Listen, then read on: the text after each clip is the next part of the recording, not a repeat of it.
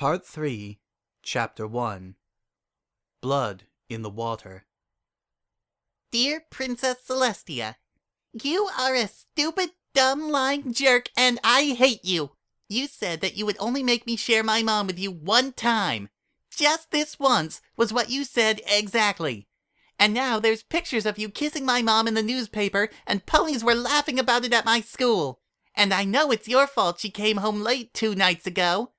I've told my mom that she needs to stay away from you because you're a bad influence. If I see you hanging around my house again, I'll kick you in the shins. You're a lying fat loser and you have a big butt. I hope a bird poops on your head. Sincerely yours, Dinky Doo. P.S. Please turn over the page. I flipped over the piece of paper and glanced at the other side. On it was a crayon drawing of me with a bird defecating on my head. Perfect. Just perfect. How could things get any worse? Your Majesty? Prince Blueblood requests an audience. Ah, the universe answers my rhetorical questions once again.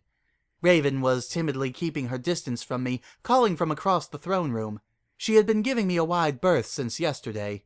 She must simply have assumed I reduced Diamond Tiara to a smoldering pile of ash. Brilliant. Now they think they have an actual reason to fear me.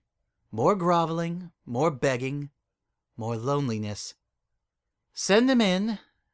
I could use a verbal punching bag, and Blueblood was a nice soft target for me to channel my frustrations at. I sighed and placed Dinky's letter next to Twilight's most recent one in the arm of my throne. Prince Blueblood, Prince is his first name, as confusing as that is, was technically a duke, part of the ancient Blood family line. His grandfather was General Blackblood, a much-touted tactician who so skillfully put down the Griffin rebellions half a century ago, and his father was Duke Redblood, a stallion whose skill with the lance was matched only by his fiery temper. Blueblood, however, was an imbecile who spent most of his time wasting his inheritance on frivolous nonsense, flirting with shallow Canterlot mares, and whining. He sauntered in like he owned the palace, turning up his nose at the black stain on the throne room floor where the melted remains of the front door had once lain. Auntie, I must have told him not to call me that 1,000,000 times. Why wasn't I invited to the Stalliongrad delegates' dinner? You knew I wanted to go.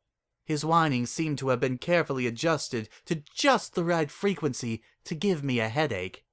I didn't invite you because time and time again you have shown me that you are not to be trusted. The Tsar's daughter was with us, and I'm told that he's looking for suitors for her. Blueblood's ears perked up. And I will not, and I'm going to say this twice, because I know that most of what I say passes clean through that empty space between your ears.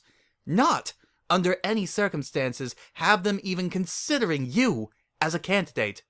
Blueblood sniffed. You seem to be in a bad mood, Auntie. It was worsening with each passing second.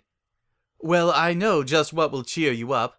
I bought a new carriage, the dual-arched V7 model I told you about when we last met. You should come and see it. I parked it on the royal lawns out front.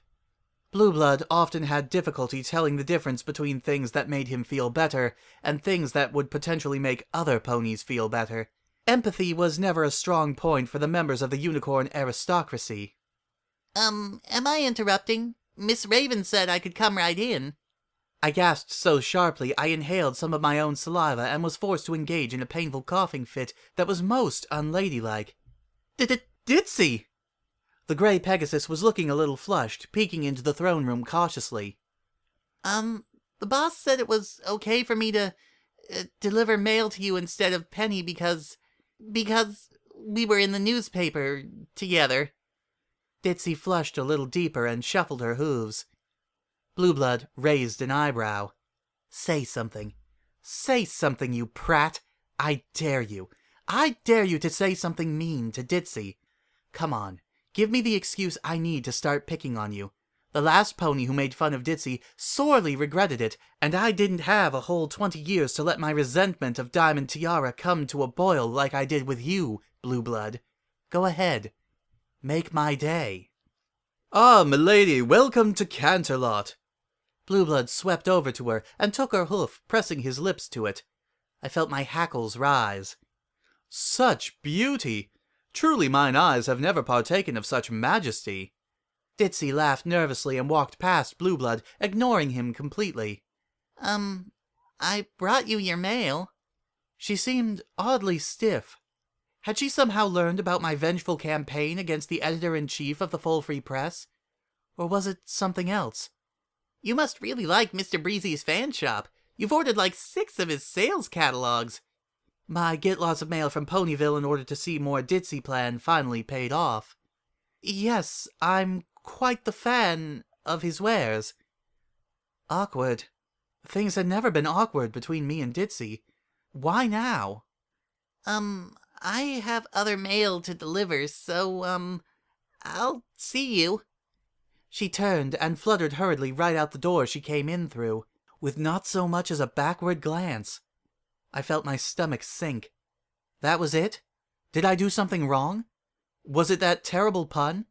She left in such a hurry, not willing to waste any more time with me? I turned my irritation back to Blue Blood. And what exactly are you looking so smug about? I asked scornfully. Oh, nothing. This is just the way my face always looks. He was right. It was. Strange to see you being such a gentle colt. I don't think I've ever seen you be so polite to a commoner, I said, leaning on my hoof and glaring down at him from the throne. I'm hardly foolish enough to be rude to the princess's new squeeze. He laughed. What? How dare you? How many ponies were reading that small-town foal's newspaper? I sputtered. Blue Blood flicked his mane coquettishly. Newspaper? Huh! I don't need to see it in black and white when it's right in front of me. Even a blind pony could tell you two were on the brink of something crazy. His eyebrow was waggling infuriatingly. How many foals does she have? Just one. Wait, what? How did you know that she... Oh, I can tell. I can always tell. The mouth may lie, but the hips never do. His eyebrow was making me queasy. You've been playing this game for quite a while, haven't you? You know the quickest way to a young mother's heart, right? I drew myself up to my full height. I am the Princess of Equestria, and you shall not speak to me in such a way. But let's say, hypothetically, that I don't. The foal, Auntie. The key is the foal. Young mothers melt like butter if they see you being nice to their kids. Huh. This one time, I met a young single mother at a downtown charity ball that had the kind of flank that most mares can only dream about, and... Blue Blood!